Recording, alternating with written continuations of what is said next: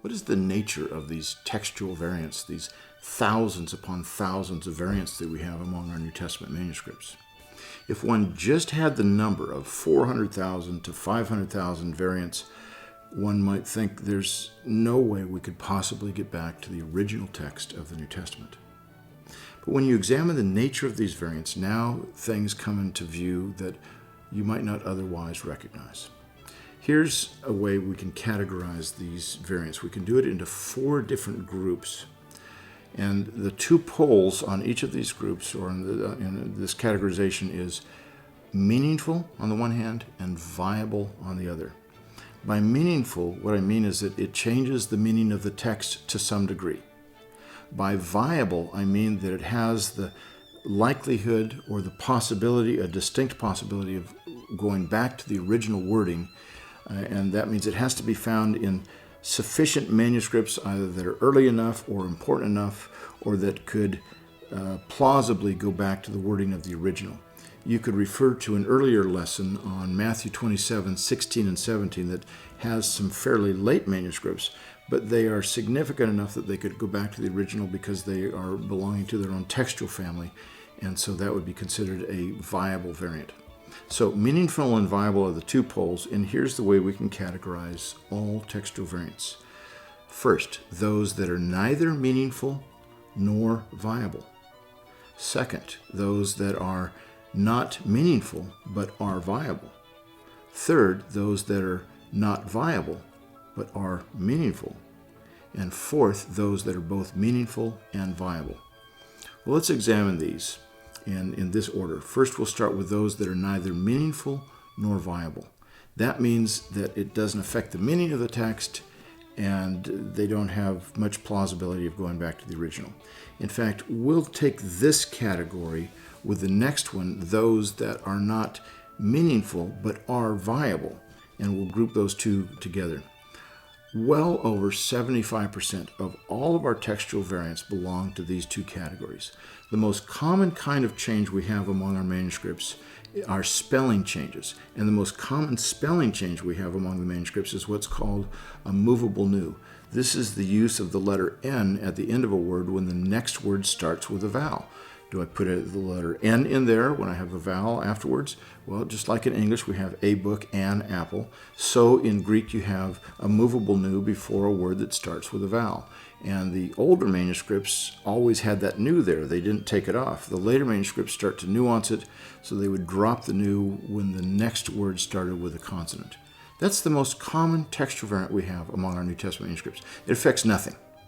And so spelling differences, especially those that are not meaningful but may or may not be viable, account for a good 75% of all of our textual variants. The next group, those that are meaningful but not viable, is a significant group, and it's again, this will probably be about 24%, or really more than 24%, of all of our textual variants belong to this category. They are variants where it makes for a significant change in the meaning of the text, but there's hardly any plausibility that that wording could go back to the original. It may be found in one late medieval manuscript, or one group of versions that don't have a very good pedigree, or a few church fathers that talk about a variant, but they don't really go back to the original. One of the interesting ones is in 1 Thessalonians 2:7, and this really borders on neither meaningful nor viable. But in 1 Thessalonians 2:7, Paul says to the Thessalonians that we were little children among you, or he says we were gentle among you. Now, those 2 variants are both meaningful and viable. It changes the meaning of the text whether Paul says we were gentle among you or we were little children. And many scholars would say it has to say gentle because it goes on, it says like a nursing mother. And so does this mean that Paul is saying we were little children among you like a nursing mother? That would be too harsh of a metaphorical shift for Paul. He does some things like this elsewhere, but not quite that extreme. Or if you repunctuate the text, you could say, we were little children among you, period. Like a nursing mother cares for her children, something along those lines. Paul goes on and says that. So if you put a hard stop there, there is not nearly as disruptive a metaphor shift. However, gentle and little children, there's only one letter difference in Greek. It's either napioi or apioi. And the word that precedes it ends with a nu. So in 1 Thessalonians 2:7, we have egenethemen napioi or egenethemen apioi. But read together, egenethemen napioi, what did I say? Did I say napioi or apioi? It's very difficult to tell, and consequently, this has created an extremely difficult textual problem for scholars to try to figure out. But there's another variant that sounds like apioi, sounds like napioi, but it's sufficiently different that it could not have been created quite in the same way that these were created. And it only occurs in one late manuscript. It's the word hippoi. We became horses among you. Now, it's a funny variant, and it's obvious that Paul and Silas could not have become horses in any capacity, no matter what you're thinking about. That makes no sense here. So most would say that's not a meaningful variant at all.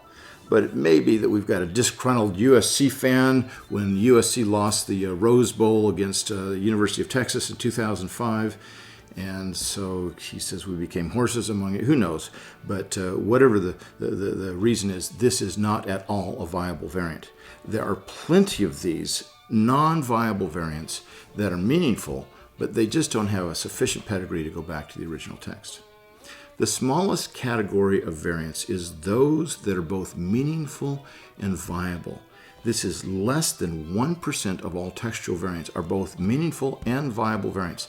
That is, they have some good plausibility, a good possibility of going back to the original, and they change the meaning of the text to some degree. Let me give an illustration of a textual variant that is both meaningful and viable. In Revelation chapter 13, verse 18, we read that the number of the beast is 666. Everyone knows the Antichrist number is 666. Well, not so fast. There's a manuscript at the Bibliothèque Nationale in Paris. It's a 5th century manuscript, and it's probably our second most important manuscript for the book of Revelation. And it has the number of the beast as 616. Most scholars think 616 is not the number of the beast, it's the neighbor of the beast. You know, he lives a few doors down. But with one manuscript, it didn't seem like it had much plausibility, except that Irenaeus, the 2nd century church father, spoke about textual variants, and he spoke specifically about this textual variant, and he said, the better manuscripts, the earlier manuscripts that I've seen have 666, but there are some that have 616. So the number 616 we know existed in the 2nd century because Irenaeus is writing in the late 2nd century. But we also know that he is commenting on this, thinking that the better manuscripts have 666. So its pedigree may not be as good as that, but it may well be that Irenaeus is motivated to say that the number is 666 instead of 616.